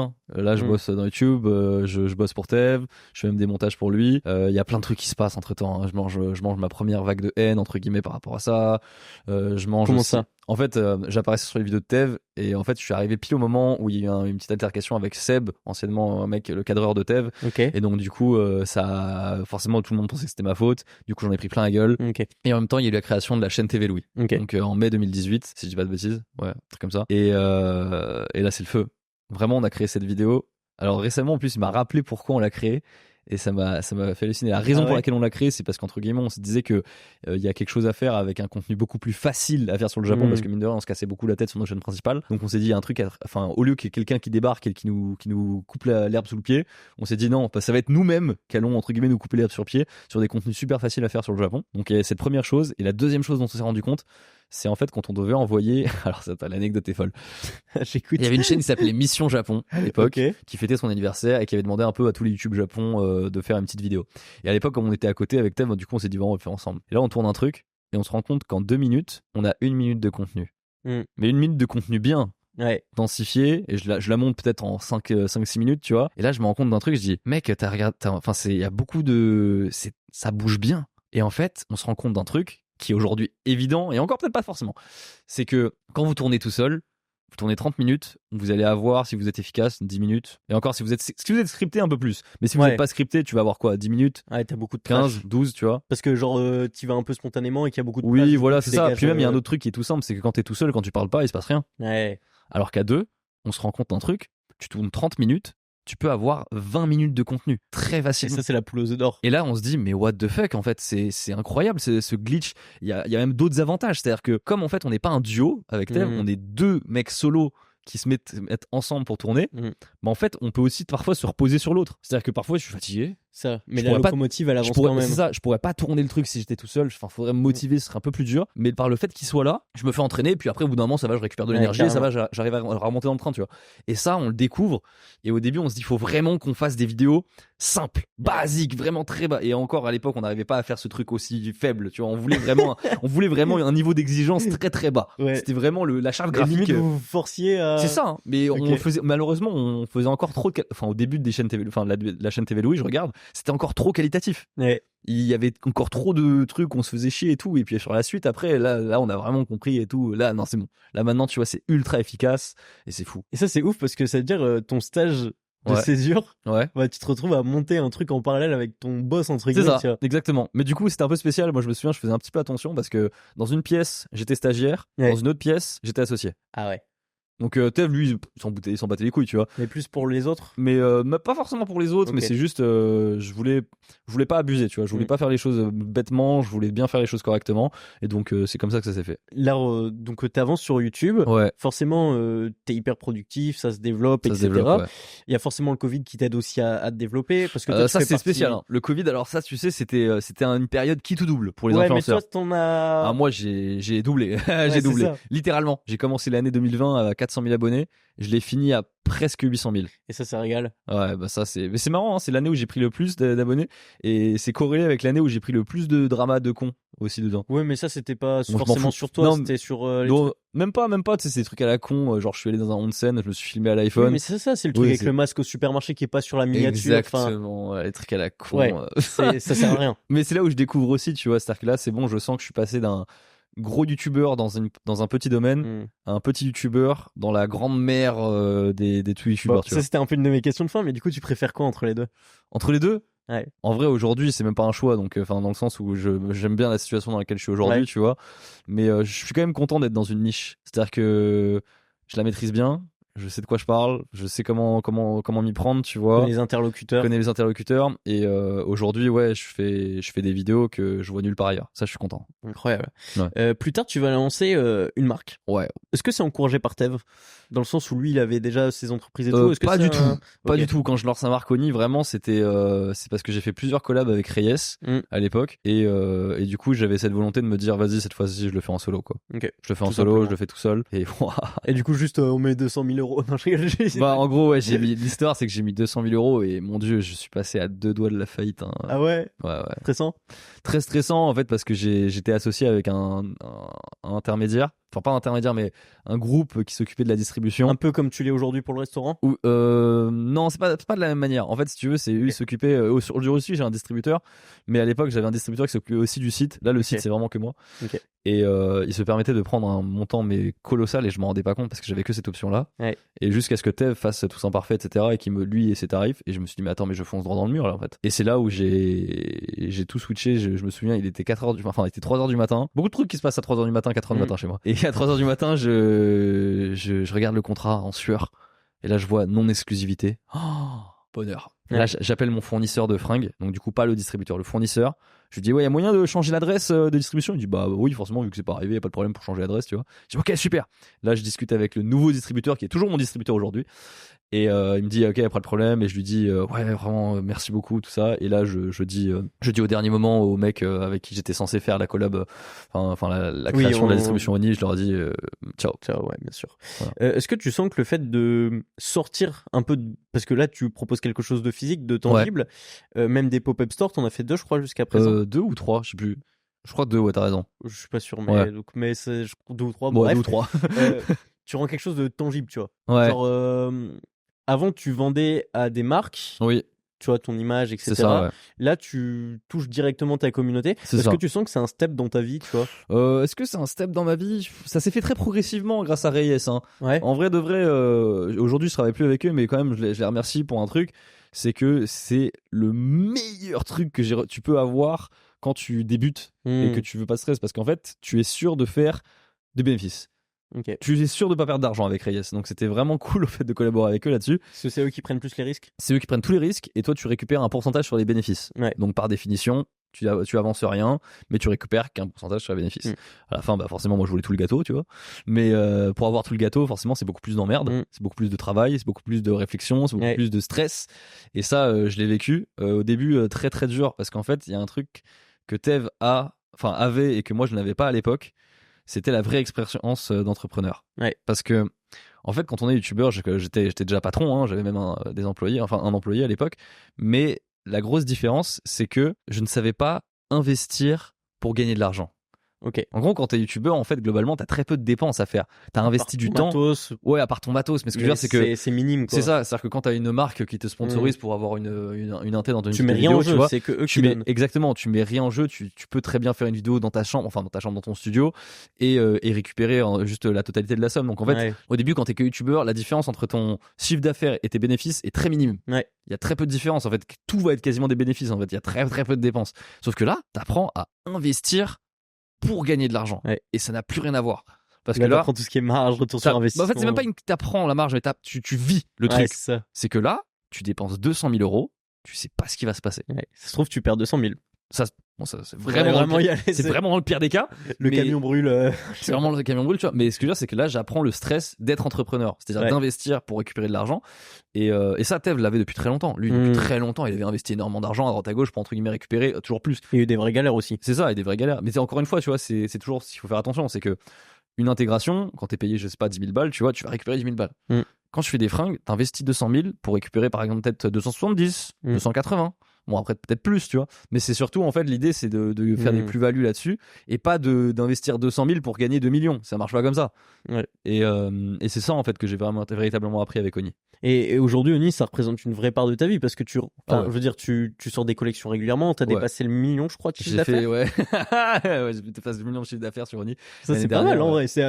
Oui, je suis très content. Je suis très, très fier. Je suis très content. J'ai trouvé, entre guillemets, les produits qui plaisent vraiment beaucoup. J'ai notamment un produit. Le hoodie. Le hoodie Sakura Sakura et Momiji. Aujourd'hui, j'en fais une vraie signature, tu vois, d'avoir vraiment une manche ultra brodée. C'est un truc qui va vraiment être ma signature. Est-ce que c'est un peu l'idée qui a inspiré cette veste? Bien sûr. Bah, cette veste là, pour tout te dire, c'est un proto. Là, tu vois, typiquement la broderie, elle est pas encore bien finalisée. Il manque un peu, ça manque. Enfin, il faut charger un petit peu plus, mais elle est déjà bien, elle est déjà sympa et c'est cool de pouvoir avancer. Elle me rappelle quelle veste? La veste Onizuka. Exactement, je comprends parce qu'elle est noire et tout, effectivement. Avec les petits trucs blancs, ouais. Il y a un peu cette réflexion. Elle a buzzé de ouf cette veste. C'est ça. Bah justement, en parlant de Célio, j'ai un truc à aussi avec eux en septembre. Je suis très content, première collab Oni X Célio, tu vois. Ah ouais, septembre, ouais. Bravo. Voilà, merci. Il y a ça, plus un autre truc qui sortira normalement courant septembre avec Oni, mais avec une licence d'animé, voilà. Donc trop bien. Ouais, ça devient vraiment très très sérieux. Ça, on n'a pas abordé, mais c'est quoi toi ta relation avec tout ce qui est manga, anime? Moi, forcément, je suis japonais, donc forcément, j'en ai toujours consommé, tu vois. Je suis pas un expert du truc. Il y a juste moi, la manière dont je consomme, j'en consomme pas énormément, mais par contre, ce que je consomme, vraiment, j'adore regarder les théories, les machins, aller fouiller, tripatouiller. Ça, c'est vraiment mon truc. Ok. Voilà. Ça, c'est un truc que tu kiffes? Ah, c'est vraiment un truc que je kiffe. Ouais. C'est pour ça, One Piece, tu vois, j'aime beaucoup. Enfin, tu vois, j'ai vraiment les classiques shonen en fait, mais je les ai vraiment poncés, quoi. Ouais. C'est-à-dire qu'il y a vraiment, maîtrises le sujet. Faut vraiment y aller pour me trouver un truc, je pense, sur. Bon, en vrai, je dis ça, mais il y a sur des experts, mais. Mais tu vois, sur Naruto, One Piece ou quoi, franchement, je suis assez chaud. Ok. Voilà. Bon, j'ai pas préparé de quiz, mais. T'inquiète. Mais j'aurais été à l'aise. Ok. Incroyable. On a parlé déjà de certains de tes projets. Bon, après, il y en a eu d'autres, tu vois, à la Maison Japon, tout ça, mais là, j'aimerais bien qu'on vienne un peu sur l'endroit où on est aujourd'hui. Ah, ok. Très bien. Parce qu'on en a parlé en début d'émission. Ouais, on est dans une salle blanche en fait. Quasiment. Hein. C'est pour venir taguer si vous voulez. Bah, tu sais que c'est un peu ça l'idée. Ah ouais? En vérité, c'est vraiment ça l'idée parce que là, actuellement, on est au sous-sol du café Maleux. Et en gros, donc c'est le café que j'ouvre avec Marie et le groupe Kintaro. Ouais, qui ont déjà plein de restos dans le quartier. Qui ont déjà plein de restos, qui ont 14 enseignes différentes. C'est bon, ils connaissent très bien. C'est la mafia un peu. C'est la mafia, on va pas le dire, mais faut pas le dire, mais c'est un peu ça. Et du coup, on s'est associé avec eux pour ouvrir ce lieu. Et donc, l'idée, c'est d'avoir un lieu physique. Tu vois, après avoir, comme tu dis, après avoir vendu quelque chose de tangible, maintenant, on a un lieu tangible. Ouais. Et ça, plus que le pop-up store. Exactement. Est-ce qu'il y aura des pop-up ici? C'est un peu la question. Alors, pour être honnête, j'hésite un petit peu. Parce qu'en fait, mine de rien, le pop-up, en fait, il faut des portants, il faut des trucs à installer. Et comme j'avais un lieu tellement bien, c'est-à-dire, je t'avoue, le lieu dans lequel j'ai fait les pop-up stores, il est tellement pratique que ça me fait un peu hésiter. Mais bon, voilà, il y a toujours ce lieu-là. Qu'est-ce que je veux dire? Oui, là, donc du coup, on est au sous-sol. Et en fait, le sous-sol, c'est la pièce la plus modulable, en fait. Elle est quasiment, littéralement, elle est même pas ouverte, tu vois, pour les clients pour l'instant. C'est une pièce qui est très modulable. Là, il y a quelques chaises, quelques bancs, quelques tables. Mais l'idée, c'est que par exemple, quand il y a un Prime Video, quand il y a un Netflix qui veut venir pour faire un lancement, ils puissent, entre guillemets, retapisser les murs, ils puissent refaire une pièce, entre guillemets, faire des activations. C'est un peu comme dans les studios de Sora, il a une pièce exprès pour les tournages un peu modulables. C'est un peu ça, c'est un peu l'idée. C'est un peu l'idée d'avoir une pièce un peu neutre comme ça où on peut mettre on peut la customiser comme on veut. Et ouais, le café, putain la vache, ça fait un bon moment qu'on est dessus. Ouais, parce que ça c'est un truc qui a été reporté, qui a été un an et demi, 2 ans, je crois, un truc comme ça. Ouais. C'est dur de rester sur un projet quand ça trâne comme ça. En fait, ce qui était ma plus grosse difficulté qui a été sur Marou, c'était de faire un projet pas tout seul. Ah ouais? Parce que j'ai toujours fait des trucs tout seul en fait. Ouais. Et tout seul, il y a une phrase qui dit tout seul, on va plus vite, mais on va moins loin. Moi, je dirais à plusieurs, on va beaucoup plus loin, mais beaucoup plus lentement. c'est plutôt ça. Ouais. Ah ouais, tu sens que. Ouais, c'est long. C'est long, c'est compliqué, c'est fastidieux. Parce que la paperasse, parce que les. C'est pas que la paperasse, c'est vraiment les décisions pour se voir aussi. C'est pas évident, tu vois. On a tous des plannings surchargés, du coup rien que pour se voir, c'est compliqué. Ouais, c'est ça. Il y a plein de petits détails à corriger, puis on n'a pas toujours forcément les mêmes visions. Moi, par exemple, tu vois, il y a des problèmes où je m'en fiche un petit peu. Je me dis, non, mais ça, c'est bon, on s'en fiche. Et ça va être plus un sujet de discussion avec Marie et inversement. Okay. Et les trucs, elle s'en fiche un peu. Moi, je dis, non, ça, c'est très important, ça. Typiquement, moi, tu vois, la déco, j'aime bien. Mais moi, ce qui m'importe, c'est ce qu'il y a dans l'assiette. Et là-dessus, autant la déco, tu vois, je dis, bon, ouais, tant pis. Mais par contre, vraiment, je veux être exigeant sur la bouffe. Okay. Et je veux être énervé sur la bouffe. Et moi, mon objectif, c'est pas d'avoir un 10 sur 10 en termes de bouffe, c'est d'avoir un 8 sur 10. Okay. Parce que, encore une fois, le 10, c'est trop dur à aller le chercher. Mais je veux qu'en fait, les gens ils vivent une expérience différente. Et il y a plein de visions. Typiquement, tu vois, là, c'est quoi pour toi un 10 en bouffe? Ouais. C'est un truc où t'es sublimé, où t'as redécouvert limite les aliments que tu c'est genre manges. Les meilleurs sushis au Japon? Ouais, mais non, ça dépend. Hein. 10, c'est pas forcément le truc le plus cher ou quoi. Hein. Typiquement, genre, tu vois, le Kodawari ramen? Le Kodawari, le ramen Kodawari, tu vois. Poisson là. Bah, typiquement, pour moi, ça fait partie d'un 9,5 ou 10, tu vois. Ouais, ils sont très dans le sens où c'est très, très, très, très bon. Mais en fait, c'est une étude qui a été faite au Japon. Quand c'est très, très, très bon comme ça, t'as pas forcément envie d'y aller tous les jours. Ah ouais? Ouais. Okay. Pour que les gens viennent plus fréquemment, faut que ça soit bon, mais pas non plus très très très bon. Tu vois ce que je veux dire? Non, mais après, bon, je vais pas faire détériorer mon produit non plus. Ouais, c'est ça. Non, mais c'est pas ça non plus. Mais... Parce que ça a quand même l'air vachement bon. Non, c'est très bon. Non, mais je te le dis, c'est très bon. Mais par exemple, tu vois, la difficulté avec le tamale sushi, c'est de faire comprendre que oui, en fait, c'est une sorte de mi-chemin entre un onigiri et un sushi. Ah oui, donc c'est ce que tu parlais au début, que tu rapportes qu'il existe, t'as pas d'élément de référence. Exactement, il n'y a pas de référence, tu vois. Et du Comment coup, tu dis que ça s'appelle? Temari sushi. Voilà, Temari sushi. Il y a le mot sushi dedans, mais en vérité. Et Temari, genre éventail. Non, c'est pas dans ce style-là, mais en fait, c'est surtout en fait le côté esthétique. C'est-à-dire que ce que j'aime bien dans le Temari, c'est que c'est très esthétique et on peut se libérer, oui, merci, des saumons, thon, etc. Même s'il y en a bien sûr. L'idée, c'est de pouvoir proposer. Typiquement, moi, mon préféré, c'est aubergine. Ok. Tu vois, tu n'as jamais mangé un sushi aubergine. C'est vrai. On est bien d'accord. Bah, c'est pour ça. Tu me connais bien. Voilà. Non, c'est pas très compliqué pour le savoir, mais ce que je veux dire, c'est que typiquement, c'est ce genre d'expérience que je veux apporter aux gens. Ouais. Se dire, ah, putain, c'est un truc nouveau, c'est cool, c'est différent. Et moi, l'offre que je défends beaucoup et qui va être mise en place, là, je suis très content. C'est Malizushi. 3 torikara, donc c'est 3 karaage, du poulet frit, 2 galettes de patates, une salade de pommes de terre, une soupe miso. Et un wagashi qui est du coup la sucrerie préparée de manière totalement artisanale sur place par un chef wagashi japonais qu'on a délocalisé exprès pour ce café. C'est vrai? Ouais. Oh, c'est une dinguerie. Ouais, c'est une grosse dinguerie. Il est à l'étage là. Ah, c'est celui que j'ai croisé qui est arrivé juste avant moi. Qui est arrivé juste avant toi. Il est hyper gentil. Il est très gentil, il est très très minutieux dans ce qu'il fait, c'est magnifique. Il a un comptoir juste pour lui à l'étage pour présenter en fait la manière dont il le fait. Et je te jure que quand tu regardes, quand tu t'installes à l'étage pour manger et que t'as pas pris le wagashi, tu vas aller en reprendre. Mais je pense qu'après l'interview, j'irai prendre quelques rushs de tout ça pour illustrer un peu. C'est très cool. Voilà. Et ça, quand tu vois, quand t'as ce genre d'éléments différenciants, parce que c'est un élément différenciant, tu vois. Ouais. C'est genre une petite victoire dans le projet. C'est une petite victoire. C'est aussi du stress, hein. Ouais. C'est aussi du stress parce que là, on est des enjeux. En fait, on est sur de la bouffe, tu vois. C'est quelque chose que les gens ils vont consommer. Puis c'est pas hyper normé. C'est ça. Et puis tu vois, typiquement, je fais référence un petit peu aux premières critiques qu'il y a eu au début. J'ai eu des petits problèmes. Enfin, on a eu des petits problèmes avant même de lancer le truc. C'était une des critiques qui nous avait été faite par TikToker. C'était que c'était froid, tu vois. Et je le crois.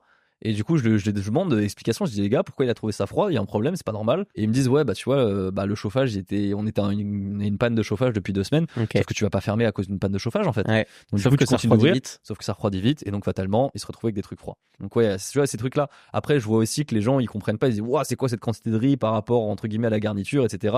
Et là, je me dis, ok, ça veut dire, faut bien que je communique dessus. Parce que ça, en fait, c'est normal, même si entre guillemets j'avais déjà critiqué feu Tintin entre guillemets sur les sushis en France où il y a énormément de riz par rapport au poisson, mais là si vous voulez, là c'est voulu parce que c'est le produit qui est comme ça. Et parce qu'en fait c'est pas, je le dis vraiment, si tu viens ici pour manger des sushis tu vas être déçu. C'est pas des sushis. C'est pas des sushis comme tu connais. C'est pas l'esprit sushi, ouais. C'est pas l'esprit sushi où tu veux avoir la grosse tranche de poisson sur du riz vinaigré, c'est pas ça. Là on est sur du riz vinaigré ambré. Donc du coup c'est déjà un peu un goût légèrement différent. On a aussi une texture différente, ça se mange différemment. C'est beaucoup plus fort en bouche. En fait c'est comme si tu reprochais un onigiri, mais il y a trop de riz dans un onigiri. Oh non, tu vois, c'est un peu la même idée en fait. T'es fier aujourd'hui de ce que t'as pu sortir quand même? Ouais, je suis très fier parce que c'était très compliqué d'avoir le même rendu entre ce que j'ai eu à la dégustation et ce qu'il y a aujourd'hui dans l'assiette. Typiquement à la dégustation, c'était pas prévu qu'il y ait des tamales aussi. Et moi, ce que j'ai fait, c'est que forcément, avec toutes les vidéos dégustation, je connais un peu 2-3 trucs, tu vois, maintenant. Je suis arrivé à la dégustation. Ouais, il y a que les vidéos dégustation. Non, ce que je veux dire, c'est que je suis arrivé en ayant le ventre pire que rempli. Donc, aucun moyen d'être biaisé avec la faim.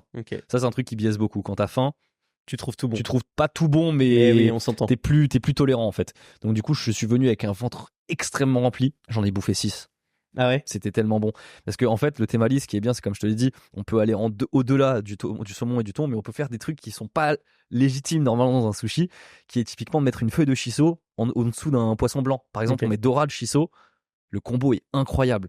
C'est une autre saveur, tu vois, c'est très végétal en bouche, ça va être vraiment très différent, c'est super sympa. Typiquement, il y a aussi le poivron, tu vois. Tu sais, tu te dis, mais qu'est-ce que c'est que cette histoire? On met des poivrons dans un sushi, ça ne va rien. Bah non, parce qu'en fait, dans le temali, ça a vraiment un sens. Parce que quand tu le manges, c'est vraiment très différent. Et en fait, on peut beaucoup plus s'amuser avec ça. Et ça colle beaucoup plus, entre guillemets, à l'esprit que je veux donner. Si je voulais ouvrir un restaurant de sushi, j'aurais ouvert un restaurant de sushi. Là, c'est pas ce que je veux. Là, ce que je voulais, c'était, entre guillemets, avoir une formule midi intéressante où les gens découvrent quelque chose. Parce que le onigiri, c'est sympa. On aurait pu en faire des très très bons. Ouais. Mais honnêtement, je m'amuse plus à faire des temali. C'est clairement plus. En fait, c'est plus excitant parce que forcément, c'est plus de stress parce que les gens, tu vois, ils connaissent zéro. Donc, il va falloir, entre guillemets, expliquer ce truc-là. Mais c'est tellement plus d'enjeux, tu vois. Tu te dis, ouais, tu veux. Ah ouais, mais. C'est plus créatif. Ouais, c'est plus créatif. Et un peu en plus, il y a un lien parce que le restaurant, il s'appelle Maleu. Maleu qui veut dire rond. Le temari qui est une boulette ronde. Ça, Marie, elle avait expliqué, je crois. Trop fort. Ouais. En tout cas, ça a l'air hyper cool. Puis bravo. Enfin, en vrai, c'est une case de plus un peu cochée dans l'aventure Louis. C'est clair. C'est un vrai palier, ça, quand même. Encore une fois, hein, là, je te le dis, hein, j'ai très hâte que ça soit entre guillemets released. Mais tu releases quand? Je release sur la date un peu floue encore, mais techniquement, il y a une soirée d'inauguration le 5 février. Aujourd'hui, tu sors un manga. Je sors un manga en juin, mais ouais. En juin, oui, jeudi aujourd'hui. En juin. Non, mais tu travailles sur un manga. Tu as déjà parlé sur des streams, des vidéos, exactement, etc. Ouais. Ça s'appelle Kimen. Exactement. Tu fais ça avec Kaori Yoshikawa. Exactement. Moi, je connaissais pas Kaori Yoshikawa. Et tu disais, oui, c'est une mangaka japonaise, tout ça. Ouais. Et en fait, je regarde, c'est la première mangaka à avoir été prof en France. Exactement. C'est une dinguerie. C'est dinguerie. Non, mais j'ai vraiment un profil de fou. Hein. Déjà, c'est un profil de fou, Kaori. Et puis, ça va même plus loin. En fait, c'est Kaori. Ce qui est marrant, c'est qu'elle m'a connu, à mon avis, quand j'étais tout enfant. Ah ouais? On s'en est rendu compte un peu plus tard, mais en fait, le truc, c'est qu'elle a travaillé à AAA, l'Association des Amitiés Asiatiques, qui était, entre guillemets, ça ressemble plus vraiment à ce que c'était à l'époque. Mais c'est là-bas où j'ai appris. De mangaka presque. Oui, c'est ça. Mais à l'époque, il y avait mangaka, mais il y avait aussi, en fait, des cours de langue. Et moi, j'étais là-bas pour les cours de japonais. Et donc, du coup, je l'ai sûrement croisé, en fait, dans les locaux, etc. Et il y a quelques-unes de ses amies qui viennent de là-bas, qui ont été profs et qui ont été des profs, à moi. Ah ouais? Donc ça fait très bizarre. Ah, la boucle est bouclée là. Ah ouais, clairement, la boucle est bouclée et c'est super cool de travailler avec elle parce que comme le manga se passe en intégralité au Japon, ce qui est cool, c'est qu'il y a une grosse différence entre expliquer à quelqu'un les références Japon et le fait qu'elle les a déjà, quoi. Et puis il y a de ça, mais il y a aussi, elle connaît la culture française. Aussi. Du coup, tu vois, genre il y a un peu ce parallèle qui se fait bien. Aussi, ouais. Mais avant qu'on aille plus loin un peu sur ta manière de fonctionner justement avec Kaori, etc., ça part de quelle initiative? C'est quoi la volonté derrière? La volonté de faire un manga, c'est, tu vois, on aime bien faire comme nos prédécesseurs, tu vois. Comme Kevin. Ouais, comme Kevin, forcément, je pense à ça. Mais c'est aussi parce que j'avais une histoire à raconter et j'étais un peu partagé parce que j'avais lancé le truc en 2019 à l'époque avec le même organisme, mais ça c'était pas fait parce que déjà j'étais beaucoup moins connu, j'avais moins de entre guillemets de renommée, j'avais moins de T'étais moins bankable. J'étais moins bankable, j'étais moins bankable, j'avais moins les idées claires aussi. Et j'avais deux idées de manga différentes. J'avais soit de faire un truc vraiment, un manga youtubeur très peu intéressant en vérité, mais un truc pour eux qui était bankable, tu vois. Genre un truc où c'est moi qui débarque au Japon et qui découvre des aventures, tu vois. Okay. Et j'avais un autre truc où je voulais raconter quelque chose avec en fait les liens du sang. Okay. En fait, ce qui est trop bien, c'est qu'avec Kaori, en fait, j'ai pu fusionner les deux. Okay. J'ai pu faire les deux. Donc c'est à la fois le personnage qui débarque au Japon, qui va découvrir des trucs au début, puis rapidement ça va partir en couille. Et comme tu dis, le fait qu'il s'appelle Louis, qu'il soit franco-japonais, qu'il débarque au Japon, tout ça c'est la partie. C'est un peu la partie. Pourrait faire un peu. En vrai, ça peut faire un peu, tu vois, genre sur toi. Ah oui, complètement sur moi, c'est ça. Mais en fait, l'idée, c'est d'avoir un point d'ancrage pour les personnes, en fait. Et moi, par exemple, je m'en fous un peu de comment il s'appelle. Honnêtement, il s'appelle Louis parce que oui, ça fait. Les gens, ils comprennent. En fait, automatiquement, ok, il est franco-japonais, machin et tout, on comprend de qui on parle. Mais le but, c'est pas ça. En fait, il aurait pu s'appeler Gérard. Ouais, bien sûr. Je m'en fiche, en fait. T'es sous quel format? Avec une maison d'édition? Alors, c'est une maison d'édition, ouais. Mais comme ça a été des précommandes, en fait, c'est avec une boîte qui s'appelle Link Digital Spirit, où on s'occupe en fait de faire des packs. C'est comme ce qu'a fait en fait Squeezie avec Blick. D'accord. Donc c'est des packs en fait qui sont mis en vente et donc du coup c'est des précommandes où ça se distribue du coup plusieurs mois après. Okay. Donc là c'est en juin la distribution de toutes les contreparties entre guillemets. Et après la sortie librairie ce sera plus autour de octobre. Ok. Voilà. Et lui, ils ont les partenaires de distribution au type exactement. Je sais pas quoi. Mais pour être honnête, ça m'intéresse pas beaucoup. Enfin, c'est des trucs de librairie, etc. Ça m'intéresse très peu. Et la maison d'édition, c'est Omakebook. Voilà. Omakebook. Ok. Voilà. Je t'avoue, le milieu de l'édition, vraiment, c'est comment dire, il y a beaucoup de gens qui se font arnaquer. Il y a récemment un thread Twitter en plus que j'ai vu d'un mec qui expliquait un petit peu qu'il avait vendu, je crois. Au total, je crois 1 million d'exemplaires de quelque chose. Ouais. Et à la fin, ça faisait quelque chose. Il avait peut-être sur 10 ans, il en a vendu 1 million. Mais je crois que ça lui rapportait, je crois, que dalle, quoi. Quand tu signes un contrat, 8%. Ouais, c'est 8%, tu vois. Mais encore, parce que je vais pas. J'ai eu des auteurs dans le podcast. Ouais. Avec certains éditeurs, on va pas citer les noms, mais ils ont pas été payés. Oui, tu vois, il y a des trucs comme ça. Il y a plein de trucs. Mais c'est. En fait, moi, je fais mon bif autrement. Ouais. Pour être honnête, ça c'est plus un projet pour le kiff. Ouais, je vais être honnête, si j'avais voulu entre guillemets devenir riche en vendant un manga, je pense qu'il y a quelqu'un qui m'aurait dit très très vite, je pense que c'est une grosse connerie. Ouais. Donc c'est plus side project. C'est plus un side project qui me fait plaisir, qui permet aussi de lier un peu Oni avec dedans. Mais l'idée c'est d'arriver à finir mes 4 tomes que je veux faire et comme ça je peux avancer, je peux avoir mon histoire sympa quoi. En plus c'est marrant parce que ça se fait souvent dans le manga francophone en 3-4 tomes. Ouais bah c'est un peu ça l'idée. Moi j'ai vraiment tout, il y a tout qui est rédigé à peu près, les grandes lignes, très très grandes lignes qui sont rédigées jusqu'au tome. T'es seul sur l'écriture? Pardon? T'es seul sur l'écriture? Non, pas du tout. Je suis justement avec Kaori. Il y a Kaori qui m'aide énormément. Kaori, elle t'aide aussi sur l'écriture? Énormément sur l'écriture pour en fait m'expliquer comment entre guillemets construire le truc. Donc il y a beaucoup ça. Après il y a des histoires, tu vois, que j'avais déjà en tête. Donc il y a des trucs, des retournements de situation, etc. que j'avais déjà en tête. Tu les as plus sur script et pas en storyboardé ou quoi que ce soit? Non, je les ai plus sur script. Tu t'occupes pas de... Non, je m'occupe pas du storyboard, elle s'occupe vraiment d'une grosse partie du travail. Et après on revoit derrière, tu vois, En fait ce qui est marrant c'est que comme je fais de la vidéo, j'ai beaucoup de trucs où j'arrive pas à lui dire la case, machin, fais ça. Par contre je lui dis, tu vois, imagine ce sera en animation. Bah là en animation, là on aurait un travelling sur le côté comme ça, on passerait sur la goutte elle tomberait, donc du coup on pourrait voir à travers le reflet du personnage qui du coup serait devant. Bah tu vois, je peux décrire ça comme ça. Et du coup à partir de ça, elle peut entre guillemets trouver les idées que je veux. Ouais, je vois. Et elle le traduit littéralement en dessin. Mais moi j'ai beaucoup les trucs vraiment très visuels. Tu vois, c'est vraiment j'ai le truc où je dis, tu vois là, imagine il aurait frappé, et parfois tu vois je lui dis non mais là du coup s'il a frappé dans ce sens-là, ça veut dire qu'il sera forcément, enfin voilà, il y a ce genre de choses auxquelles j'imagine parce que je vis vraiment le truc. Et c'est plus facile pour moi de construire le bousin comme ça. Et dedans, t'aimes bien mettre des petits détails? Ouais. Énormément, j'adore ça. Ça c'est genre le truc un peu. Est-ce que c'est une dérive de One Piece, tu sais? Pas forcément, mais je trouve qu'en fait c'est pas aussi compliqué que les gens pensent. Parce qu'il y en a beaucoup qui glorifient les Easter eggs et tout. Oui, c'est sûr que c'est impressionnant quand c'était il y a 10 ans. Après, je veux dire, si t'as bien ficelé ton truc, c'est pas non plus très très compliqué de le faire, tu vois. Et puis après, au bout d'un moment, tu finis par trouver un peu d'explication à tout et n'importe quoi.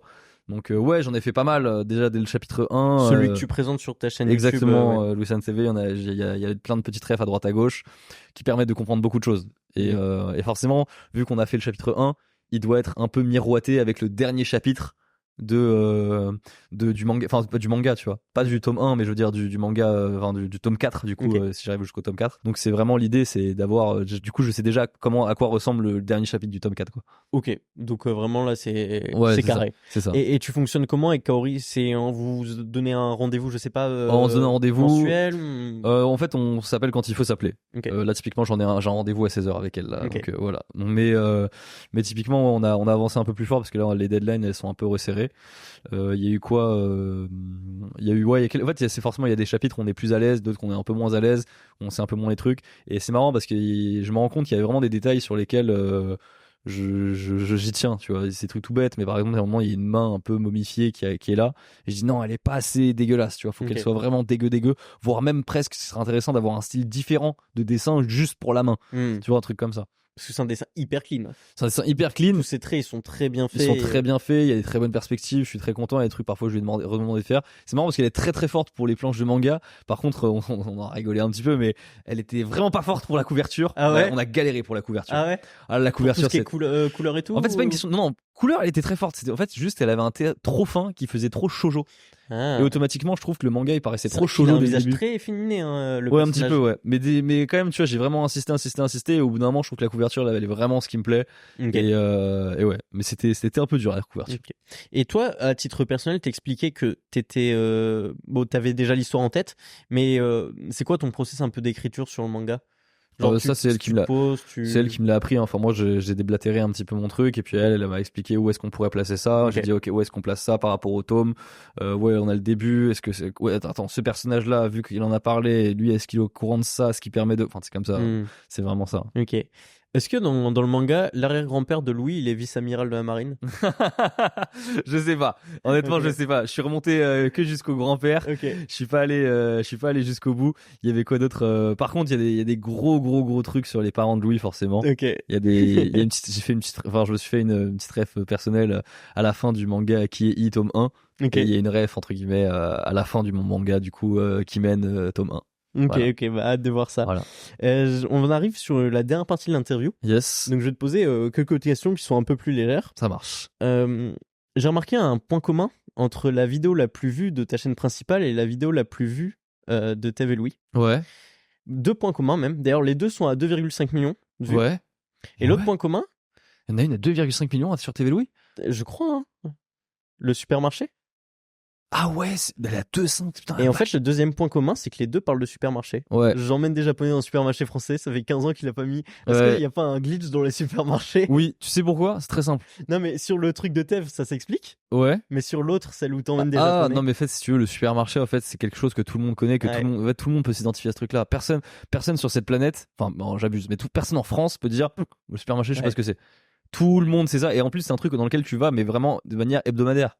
Donc en fait tout le monde a envie de savoir, et en fait le truc c'est qu'au bout d'un moment j'ai compris un truc, c'est les gens ils veulent pas voir les Japonais faire des trucs de ouf, ils veulent pas découvrir le Japon faire des trucs de ouf, ils veulent voir du quotidien, bien sûr. Et du coup tu peux expliquer, parce que je pense que tout le monde ne sait pas pour le truc avec Tev pourquoi la vidéo elle a Ah oui, c'est hyper drôle quand même. En gros on a fait une vidéo avec Tev où on va tout simplement dans un supermarché français, parce qu'à l'époque Tev il revenait très rarement en France, et donc du coup ça faisait 15 ans qu'il était pas revenu en France, et on va dans un supermarché, un hypermarché même français avec Tev. La vidéo elle est vraiment toute simple machin et tout, sauf qu'en fait sur la miniature j'ai mis un truc, c'est que Tev il avait une petite larme et je lui fais dire dans une bulle de texte, oh, tant de fromage. Sauf que en fait le truc c'est que j'ai dit ça par rapport au fait qu'il n'y a pas de fromage au Japon, et donc du coup bah forcément il est trop content de voir autant de fromage. Sauf que ce qui s'est passé, c'est que les gens ont cru en cliquant sur la miniature que Tev était un SDF qui n'avait pas du coup pu aller dans un supermarché depuis 15 ans, ça, et du coup j'étais le connard d'influenceur qui lui dit vas-y allez achète tout ce que tu veux machin. C'est incroyable, c'est tout l'opposé de Tev. C'est tout l'opposé de Tev, mais oui c'était le point de départ, et c'est pour ça que cette vidéo a autant buzzé. Et c'est incroyable. Ah c'est incroyable, mais ça c'est marrant parce que je l'ai dit du coup dans l'interview Zagnani et il a pas osé le dire au début, mais j'ai dit ouais c'est ça, c'est vraiment parce que les gens ils ont cru que Tev était un SDF. C'est hyper drôle. Qu'est-ce qui coûte le plus cher entre ton setup et la mangatech de Jill? Setup, t'inclus mon décor? Non, juste le matos. Ah, juste le matos, dans ce cas, c'est la mangatech. C'est ouf, hein. C'est la mangatech, ouais. Sachant que sa mangatech, si t'inclus la bibliothèque en elle-même, là, ça explose encore. Ça explose Très stylé, encore. par contre. Très stylé, ouais. Très stylé. C'est les mêmes personnes qui ont fait d'ailleurs la bibliothèque de Jill et qui ont fait mon décor en France. C'est vrai? Oui. On travaille avec les bonnes personnes. Et d'ailleurs, ils sont en train de faire mon décor pour avril. Là, je vais avoir un décor un peu particulier dans ma maison aussi. Temporaire? Non, pas temporaire. C'est un décor juste pour mon. Enfin, c'est un décor. C'est pas vraiment un décor. C'est vraiment une pièce de bureau et je voulais un truc très stylé. Donc du coup. Pour streamer tout ça? Même pas. C'est vraiment juste mon bureau pour être bien. Un peu comme les toilettes de Kevin? En vrai de vrai, c'est plus vénère. Ah ouais? Ah ouais, c'est beaucoup plus vénère. Ok. Tu vas faire une vidéo? Je pense que je vais en faire une vidéo sur la chaîne Louis au moins quand même. Incroyable. Donc Marie qu'on a croisée avant d'arriver me dit qu'on lui parle beaucoup. Ouais. Encore d'une anecdote qui est l'anecdote Cassagne. Qu'est-ce que c'est que ça? L'anecdote Cassagne, c'est dans une vidéo, elle a raconté en gros qu'elle était avec son mec. Et puis elle était à Cassagne, justement, dans un hôtel, luxueux, nickel, lune de miel, j'abuse un peu. Mais du coup, elle est partie au chiottes, elle a démoulé un cake, mais comme jamais elle a démoulé un cake. Et derrière, son mec, juste après, a voulu aller aux toilettes et son nez s'en est jamais remis, quoi. Ah merde, voilà. C'est juste ça. C'est juste ça là. Tu sais que j'ai pas voulu me spoiler. Ah ouais, tu sais vraiment pas ce que c'était. Non. Ah non, mais c'est juste une histoire de caca. Voilà, c'est l'élégance. Parce que des fois je me dis j'aurais pu, tu vois, la retrouver facilement. Oui, cette bien anecdote. sûr. Mais je me suis dit, je vais pas me spoiler. Ouais, je vais voir que. C'est dans une vidéo sur la chaîne Louis qui a bien marché en plus. T'aurais pu dire n'importe quoi, j'aurais dit. Ouais, mais c'est ça. Du coup, c'est l'histoire de caca. J'ai une question de Kitaro. Pendant la rêverie, t'as dit qu'on découvrirait les pouvoirs de Saturne au chapitre 1094. Oui, t'as vu, je suis un fou de fou. Ah non mais ça c'était incroyable. Et t'avais raison. Et du coup, Kitaro, il te demande concrètement qui va gagner entre Saturne ou les Mugiwara. Qui ressort le jour de la guerre. Attends, déjà faut expliquer la ref. Mais en fait, la rêverie c'était à plusieurs mois. C'était un moment entre guillemets, il y avait beaucoup de youtubeurs One Piece qui étaient dedans et moi j'ai eu l'honneur d'être dedans parce que j'aime bien ça forcément et je connais bien mon corbeau. Et du coup j'étais dedans et à un moment par hasard j'ai dit ouais on aura un des combats contre un des doyens machin genre contre Saturne machin etc. Et on aura ça dans ce chapitre là et c'est quasiment, je crois, on est sur, c'est pas le chapitre où il apparaît, mais c'est là où entre guillemets on voit ses pouvoirs. Ouais. Et vraiment, on est au pixel perfect sur le bon chiffre, le bon machin. Et je me souviens, il y avait même eu quelques tweets qui gens qui ont dit mais attends mais what the fuck, qu'est-ce qui s'est passé, tu vois. Alors qu'à cette époque, on sait pas que Saturne il va être là. Non, on savait pas du tout qu'il allait être là, mais même c'était même un peu ballsy de dire ça parce qu'il est jamais sorti. Oui, c'est une époque où ils étaient jamais sortis de Marie-Joie, etc. Donc bref, voilà, j'ai eu un gros coup de chat. Mais du coup, putain, qui va gagner, j'en ai aucune idée. Mais je pense que en vrai de vrai, je pense pas que Saturne puisse survivre. Ah ouais? Moi, je pense que Saturne ne peut pas scénaristiquement survivre à cet arc. Ça me paraît bizarre. Ok. Je sais pas comment dire, mais j'ai cette sensation que, en sachant qu'on sait qu'il y a un gros événement qui va arriver, je me dis, je vois quasiment que ça en fait. Ouais. Tu vois, l'annonce qu'un des doyens soit mort. Ok. Je me dis ça peut être assez impactant quoi. Parce que tu penses que Morgan relayerait ouais, Morgan, on a compris que Morgan, il y a des grosses théories aussi. Comme quoi c'était un ancien de l'équipage de Roger. Ok. Et je suis assez d'accord avec ce truc-là. Ça me paraîtrait pas déconnant, tu vois. Et du coup, qui est contre le gouvernement mondial. Exactement, ouais. Enfin, pas forcément contre le gouvernement mondial. Lui, je pense que lui, c'est juste un profiteur. Il veut juste voir le chaos, etc. Ouais. Il veut juste maîtriser les news. Et je pense pas que une news comme ça se refuse, tu vois. Ouais. Je pense que c'est du pain béni. Bah, c'est du pain béni pour lui, un truc comme ça. Clairement. On va arriver sur les deux questions de fin que je demande à tous les invités. Okay. La première, elle est assez classique. Les deux sont hyper classiques. C'est une recommandation d'un contenu à consommer, qu'il soit lecture, vidéo, même une chaîne YouTube, un livre, enfin peu importe ce que tu veux. Un truc qui t'a vraiment impacté. Tu vois, genre qui a marqué peut-être un tournant même. Waouh, un tournant carrément. Oh, un truc qui a marqué un tournant en termes de contenu. Après, je peux donner toujours. J'ai un animé que j'ai beaucoup aimé, que je fais toujours référence et j'oublie jamais. Mais c'est pas forcément un truc qui m'a traumatisé ou quoi, tu vois. Mais c'est quand même une recommandation que je fais pour que les gens aillent voir ce truc-là, c'est sympa. C'est Psycho-Pass saison 1. Psycho-Pass saison 1, moi j'aime beaucoup. Je suis très très fan de ça. J'aime beaucoup la construction. Je trouve que c'est un des meilleurs animés en termes de scène d'exposition. En gros, on est dans un monde futuriste au Japon où la technologie permet de savoir à l'avance du coup si un criminel va devenir un criminel oui ou non, et du coup en fait même les policiers ont un gun qui entre guillemets analyse en fait si la personne est entre guillemets apte à être par exemple paralysée pour qu'elle soit réhabilitée ou si elle doit être littéralement tuée. Et en fait, tu peux pas tirer si ce psychopathe n'est pas entre guillemets à un niveau certain trop élevé. Donc les gens ne décident plus en fait de si vraiment ils doivent agir ou pas. En fait, c'est la Sibylle. Du coup, une société entre guillemets, on sait pas vraiment ce que c'est. C'est une sorte d'algorithme parfait, soi-disant, qui s'occupe de tout ça, jusqu'à ce qu'il y ait un méchant qui arrive et qui soit capable de tuer alors que son psychopathe est à 0. Donc du coup, l'héroïne se retrouve en face de lui avec le gun et il ne marche pas. Mais du coup, elle doit prendre la décision elle-même de savoir qu'est-ce qui est le bien et le mal. Et en fait, c'est un peu la découverte, enfin comment dire, la reconquête pour les êtres humains de définir qu'est-ce que le bien et qu'est-ce que le mal. Ok, ça me va comme réponse. Voilà. C'est très bien. On va arriver sur la dernière question.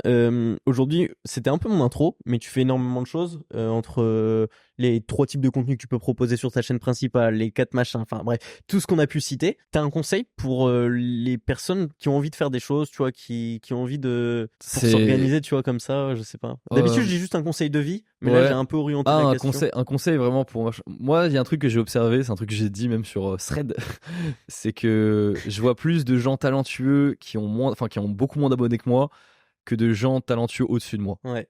Par contre, je vois beaucoup plus de gens qui ont une rigueur au-dessus de moi que de rigueur pour de gens qui sont en dessous. Ça veut pas dire qu'en fait vous êtes pas rigoureux en bas, ça veut dire qu'on a plus les moyens d'être rigoureux aussi au-dessus. Mais il y a quand même un truc qui se dégage de ça, c'est que la rigueur fait quand même beaucoup. La rigueur fait énormément de choses, surtout dans notre milieu. Je suis un peu triste d'ailleurs que certains gros youtubeurs mentent un peu à ce sujet-là, tu vois. Enfin, pas ils mentent, mais en tout cas, j'aime pas le discours de dire j'ai eu que de la chance. C'est vraiment avec la chance que j'en suis arrivé là, patati et patata. Moi, ma théorie, c'est la chance, c'est un buzz. Buzzer toutes les semaines, c'est pas de la chance. Donc voilà, c'est mon conseil.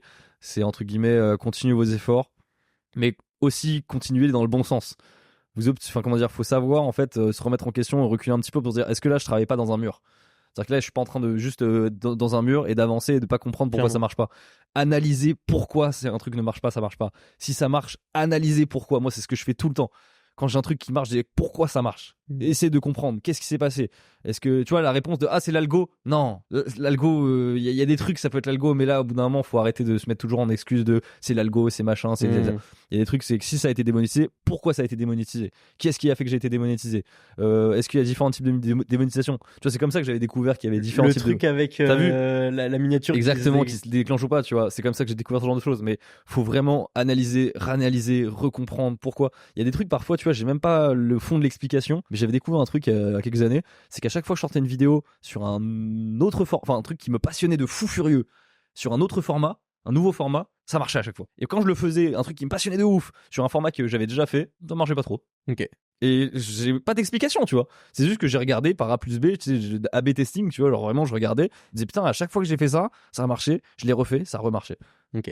Donc il y a parfois il y a des trucs vraiment okay. YouTube et tous les réseaux maintenant nous abreuvent de statistiques, c'est pas pour rien. C'est pour qu'on les comprenne, pour qu'on les analyse et qu'on en sorte quelque chose. Tu vois, si ta vidéo elle a pas marché, faut pas juste se dire c'est l'algo, tu vois. Ouais. Non, faut se dire qu'est-ce que j'ai pas pu faire pour pas attirer. Et puis aussi un autre truc qui est bien, regardez autour de vous. Vous avez la chance. En fait, ce qui est trop pratique, c'est que vous pouvez savoir à toute échelle, que ça soit des gros youtubeurs, des moyens moins gros, des plus petits à votre échelle, mais qui marchent un peu mieux, des choses comme ça, vous pouvez tout analyser pour comprendre et regarder leur chaîne pour dire ok, sa vidéo celle-là elle a fonctionné, pourquoi elle a fonctionné plus que celle-là, qu'est-ce qui peut expliquer ça.